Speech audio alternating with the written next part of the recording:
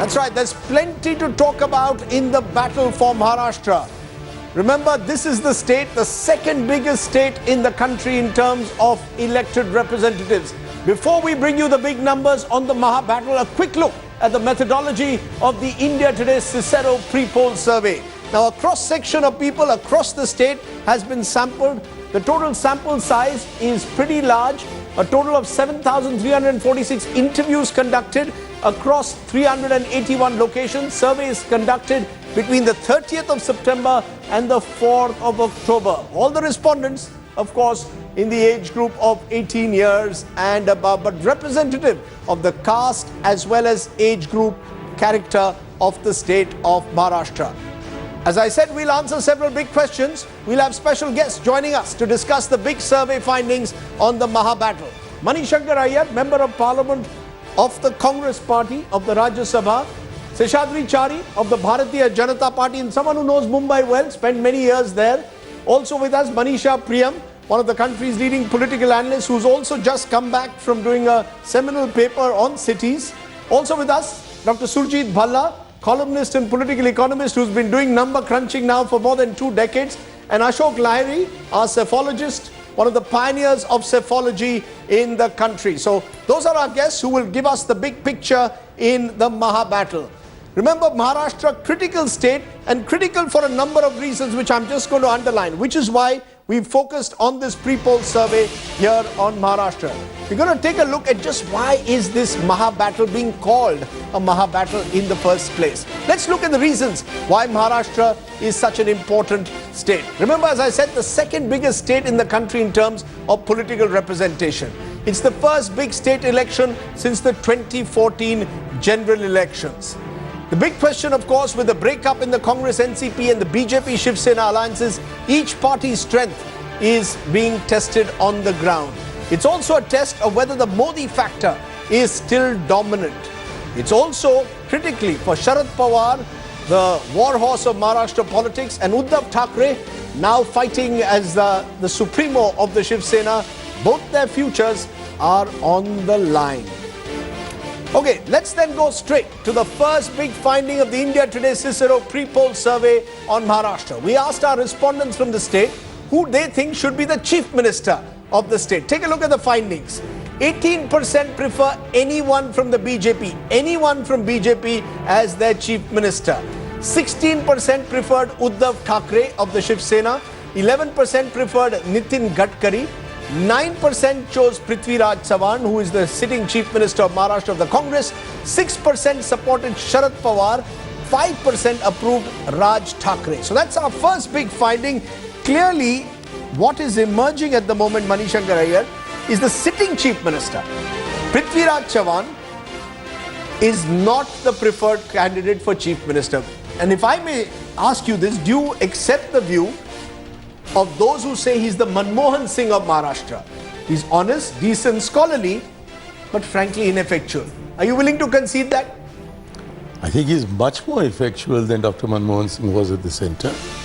He's taken some decisions and not taken some decisions, both of which have been of high significance. I find that 82% of your sample don't want a BJP chief minister. No, hold on. No, it's not true. They 18% said let whoever comes from the BJP will be there. I'm saying 82% are not opting for a BJP chief minister. No, there are others. They are choosing others. Therefore, where we are, I think the hype in your voice is excessive for the figures that you're showing. Okay. 9% according to you. You didn't answer my question. Your chief minister, you didn't answer my question, sir. Your sitting chief minister is getting what? Just about 9% want him as the preferred choice. As I said, honest, decent man, but clearly seen as ineffectual. Well, it's clear that in your survey, for whatever it's worth, Prithviraj Chauhan is coming last in the stakes. But I don't think the difference between him and anyone from the BJP is of such a significant order as to indicate the possibility of drawing any firm or final conclusions. Okay.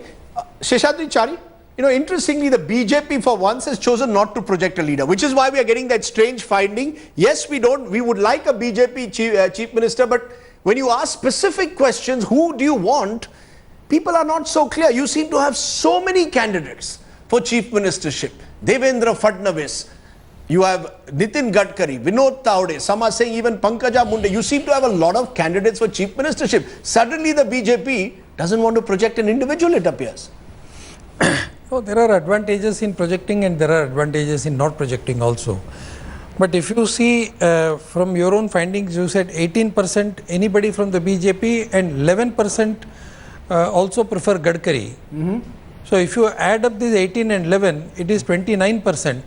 So close to 30%, which means 30% of the population still feel Gadkari is also part of the BJP. So I think BJP has this advantage of many leaders, and therefore the Would you advantage concede, is sir, that every leader... Sir, is there an admission, Mr. Seshadri Chari, that after the tragic death of Gopinath Munde in June this year, you don't have a leader with obvious chief minister qualities? So you've decided, actually your chief ministerial candidate, as your critics are suggesting, is Narendra Modi. He is the man you want, in a sense, to rule Maharashtra, almost from Delhi. Gopinath Munde is a very big setback for us, no doubt about it. And there is nothing wrong in admitting that Gopinath Munde would have been a very more effective leadership, and probably with Gopinath Munde we would have probably crossed some of the hurdles that we are facing now. Therefore, it is a big loss, and that is one of the reasons why in such a short time you cannot launch one individual as a leader, pan Maharashtra leader. Okay, and therefore we have taken a conscious decision of not projecting anybody, but at the same time we get the advantage of all these people in their own constituencies and their own interest areas. You know, it's an interesting, Manisha Priyam, you have Seshadri Chari saying that this election in Maharashtra doesn't necessarily need an individual to be projected as a chief ministerial candidate. Do you believe that at a time when Indian elections have become more and more presidential, that's a good approach to take? When you don't have an obvious candidate, then, make it a pig's breakfast. Let's have sub-regional leaders. Someone who's a leader of Marathwada, someone of Vidarbha, someone of Mumbai. Don't project one individual. Does that work at times? The trends that we have, Indian politics had a tectonic shift in the 90s. I'm not sure whether 2014 is still the tectonic shift for state elections. May have been for the national elections. Even for the BJP itself, in their most recently held assembly elections, the model that has worked for them is to have a strong chief minister in the states. Remember, the Chhattisgarh battle was won by them literally. Then the Congress had not had this downslide as it has had in the Lok Sabha elections. Nobody was sure. Madhya Pradesh was a far more sure victory. So all of these were on the back of very strong chief ministers. Modi was only an add plus or not such an important factor in either of them. So this would be a new scenario where in Maharashtra, the party seems to be at this point of time claiming that one important state battle will be won without an effective state leader. If that were to happen, I would see that as a new trend, somewhat to be understood, because Modi's... hold on, it's interesting because, for several, to take Manisha's point forward, several state elections have been won by parties that have projected a clear leader. In recent times, very rarely has a party won an election without projecting an individual as its leader. Do you believe, Surjit Bhalla, that is the nature of politics? That you should the BJP be projecting, or are they right? That maybe if we don't have a tall enough leader, let's go in the name of the Prime Minister. Why do I need to project a Chief Minister? One explanation is the law of averages is catching up with the BJP. I mean, they've got a whole slew of very strong leaders. And the tragic death of Munde was, if you will, an additional leader gone. So I don't think it's that surprising that they don't have anybody right now. And therefore, they are trying to win the battle in the name of Modi. Makes a lot of sense to me, and I think may even be successful. So this idea that, we need a strong leader in order for a party to win the election is only because we've got, as was just mentioned, Chhattisgarh, in Madhya Pradesh. Because the point is, Ashok Lahiri, when I go to a ballot box, do I vote for an individual or a party? The Congress almost willy-nilly has projected Prithviraj Chavan because they have no choice. He's the sitting chief minister. The NCP, for example, has to some extent projected Ajit Pawar. He's the deputy chief minister, even though he doesn't even rate in our top ratings. Even Sharad Pawar figures, but Ajit Pawar doesn't. The Shiv Sena has projected an Uddhav Thackeray. Raj Thackeray is his own party. The BJP has chosen not to project anyone. Do you believe that as a result of that, do I vote for an individual or a party? Has the BJP taken the right call and the others possibly taken the wrong call? So Rajdeep, if you're asking, does it help to have a charismatic leader whom you can project as a chief ministerial candidate? The answer is categorical yes, it does help. So this is the context in which Mr. Chari said, what would have happened if Gopinath Munde had been around? Maybe the Shiv Sena BJP alliance would not have broken, and they were in an unassailable position, 48%. That's right. Now, the second thing that you must remember about Maharashtra, Maharashtra has not been ruled by BJP Shiv Sena alliance or BJP for the last 14 years. Last time we saw a chief minister from this combine was in 1999.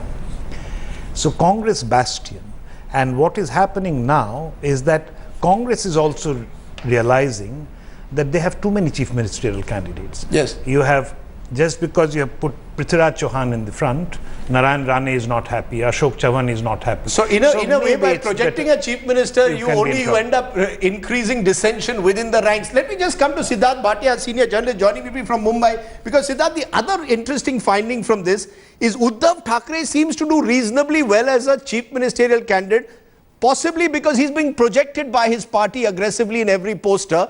Raj Thackeray, on the other hand, just 5%. You know, if you put Raj Thackeray in a television show, you're guaranteed high television rating points. Uddhav Thackeray doesn't come across as charismatic. And yet, when people are being asked who is their chief ministerial candidate, Uddhav Thackeray outscores Raj Thackeray 3-1. What does that suggest to you? Well, there is a very clear message this is sending out to us. Firstly, if you recall, Uddhav Thackeray said, I may want to be chief minister. He kind of dropped a hint. And that was to signal to the BJP that, look, I'm taking this very, very seriously, and this is how I'm going to position myself when it comes to the negotiation. So it was a kind of bargaining ploy.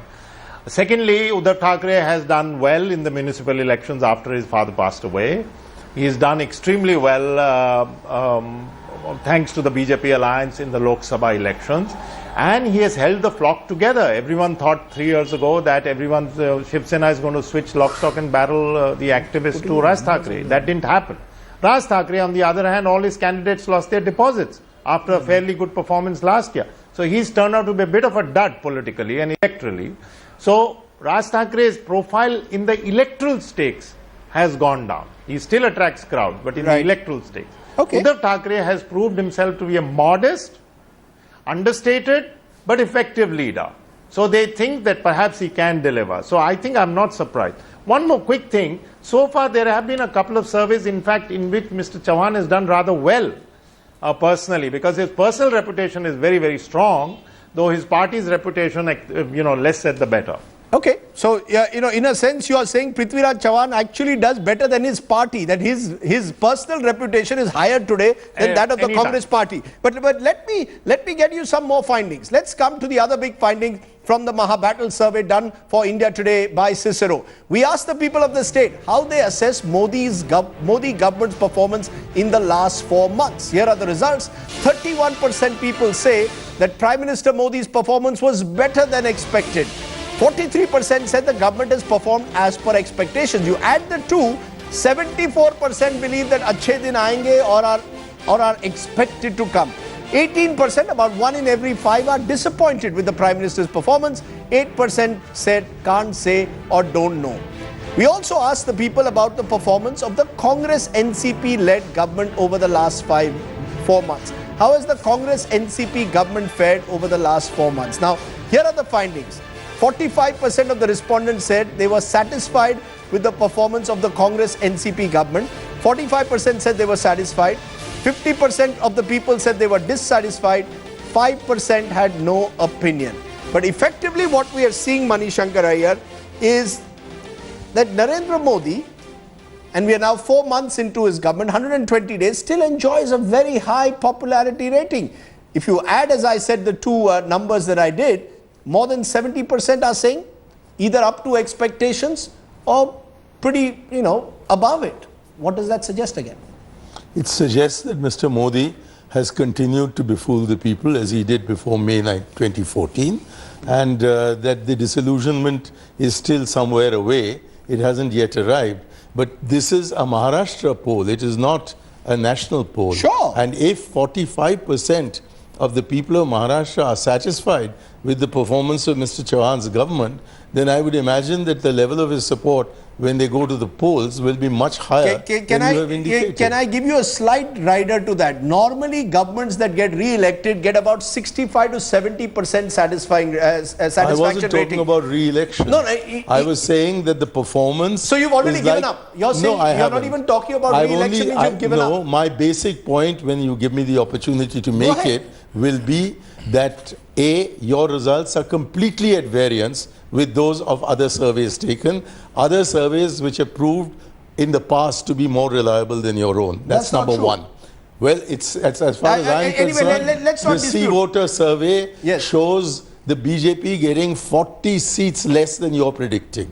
Okay, so then, therefore, we're going to come to the seats in a I'm moment. unwilling to take you as a kind of Cassandra who is predicting the absolute death of the Congress. Secondly, I'm pointing out to you Yes. the clear contradiction between support for Modi at the center, and this is not a central election, and support for Prithviraj Chauhan in Maharashtra. You know- in Maharashtra, he seems to have done pretty well, and whether he wins or not, I don't know. Yes. I don't think you know either. No, can even I- though you'd like to pretend that you do. No, no, but no. I don't think you know. I think we're in a situation which has not happened for a very, very long time. No, we have five different parties Mi- contesting the election. Mr. And Iyer- in these circumstances, a 45% approval rating seems to me to indicate a much higher level of seats than it would appear that you would, you'd be I giving just the want to Congress. tell our viewers, normally whether it's a Shivraj Singh Chauhan, Raman Singh, Nitish Kumar, when they've got re-elected, they've got usually at least 60%, if not more, usually above 70% satisfaction. But did they rating. face four parties?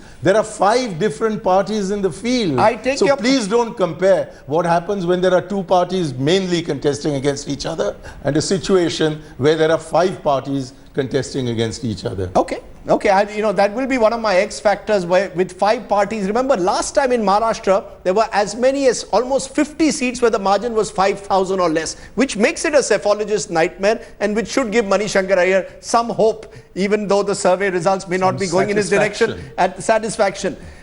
Seshadri Chari, on the other hand, it appears that for you, it's that high level of satisfaction with the Narendra Modi government at the center, which you're banking on. Mr. Modi is your star campaigner. He's the one who's going there. He's even said openly that if Maharashtra elects a BJP government, then the center and the BJP will work closely, and the state government will work closely together. Am I right in saying that you are asking for votes today in Maharashtra, not on the basis of who your leadership at the state is or your state organization, but your belief that Narendra Modi will bring Achhe to Maharashtra if you elect a BJP government? No, I think more importantly, it is about issues. See, I think instead of looking at every box independently, if you combine some of these boxes, it makes very interesting reading. For example, you said 45% are satisfied with Congress NCP, but as against that, only 9% of the people prefer Prithviraj Chauhan. Yes. So our idea that Prithviraj Chauhan has been a good chief minister, good in the sense he has not taken any decisions, and Answer my question. I am told that is the BJP seeking for votes as a result of these numbers? Primarily, you've seen these numbers and believe Modi is your winner. I'll come to that. I am building up my case for it.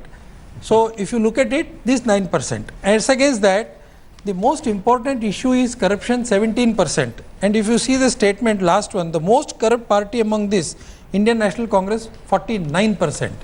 So if these are all the issues, naturally... No, I take your point. We're going to come to the issues in a moment, because the tag of corruption is Narendra seating Modi is able to convince the people of Maharashtra that, look, if these are the issues, my party is the best choice for you. Okay. And that is exactly what he is doing. And I think this is a win-win situation for the BJP. You know, it's interesting that you have this phenomenon. I'm just wondering, Manisha Priyam, if we go back in history, are we seeing probably Indira Gandhi redux. If you saw in the 1970s, when Congress party won state governments, they went by projecting Indira Gandhi. It didn't matter who the chief ministerial candidate was. Do you believe as a result of what happened in the 2014 elections in May, the BJP is doing now what the Congress did in the 1970s? Let's go to the people on the basis of the performance of the central government, not so much on the performance of what the state government is doing. It would be foolhardy to think that, you know, the voters are so foolish that they are judging the BJP by the performance of the central government, which is 100+ days old. It is as yet an extension of the electoral promises that Mr. Modi has made directly to the people. No doubt there has been in his election campaign that he has done nationally a lot of local flavoring, a lot of things individually and personally in offer, but all of those were done in bounded domains. The trick that was done was that Modi during the national campaign was able to offer himself in terms of state-specific issues. There was a ring in his tone and tenor.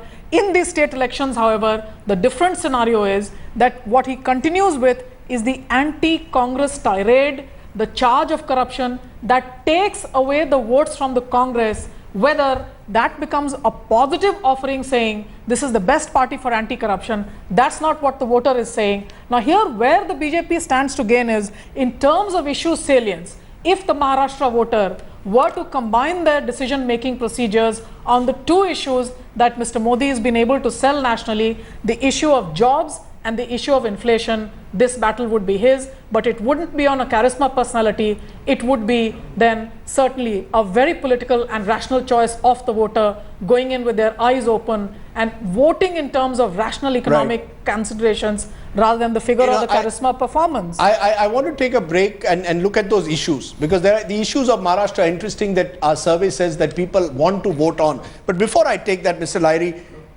would I be right in saying that a ruling party at the center gets a bounce effect from a general election that they won with such a vast margin in any state election within, let's say, a period of 6 months? That at least any state election within a period of 6 months where you have an organization will benefit from the fact that you've already won a national election? I believe so. Rajdeep, also you have to remember that the 2014 Lok Sabha elections caught the pollsters completely off guard. What they thought to be a wave was a tsunami. Now this tectonic shift, which I think my colleague Manisha has already spoken about, it doesn't get undone so fast. So that effect will be there. But you may say, what about the by-elections? The by-elections didn't show that. But by-elections do not determine governments. Now what you are seeing is a state election which is going to determine government. Mr. Iyer may not like it, but I think the decimation of Congress that we are seeing, we have seen one bastion going, which is Andhra Pradesh. Now it's time for Maharashtra to go. And there, I think the Modi wave is very much there. It's still there. It's still there. Because, you know, let's be clear, Surjit, in the Lok Sabha polls, if you translate Lok Sabha figures to Vidhan Sabha, the BJP Shiv Sena alliance is ahead in almost 240 of the 288 seats. So it is, you know, it is a tsunami that took place in May. Do you believe at best a tsunami can dilute into a wave? You know, when an election takes place within 4 or 5 months. Somebody might say at worst it will dilute into Though they've separated. Remember, they've separated. The BJP Shiv Sena has separated. That's the critical factor. They're not fighting unitedly. You are from Maharashtra, but I see no reason why, if you will, the voter is not going to vote as if this was the Lok Sabha election. That is to say that the same issues about leadership, performance, etc., that he and she voted on in May are dominating this election. Yes, but at that time the BJP Shiv Sena were fighting together. Now they're fighting apart. Does that make a difference? So further my point, that I think that on the basis of that, the logical forecast would be that the Shiv Sena does not do very well. That basically, and I think that is why the alliance broke up, because the BJP felt that, listen, what is it that we gain from having an alliance with Shiv Sena? We're bringing all the votes to the table. They're taking away. So the national party gets the votes, the regional party doesn't get the votes? This is the other shift that is happening, will continue to happen until we get a new equilibrium. We are in a transition to a new equilibrium where the old order has really been shaken, and whoever was part of the old order will get shaken.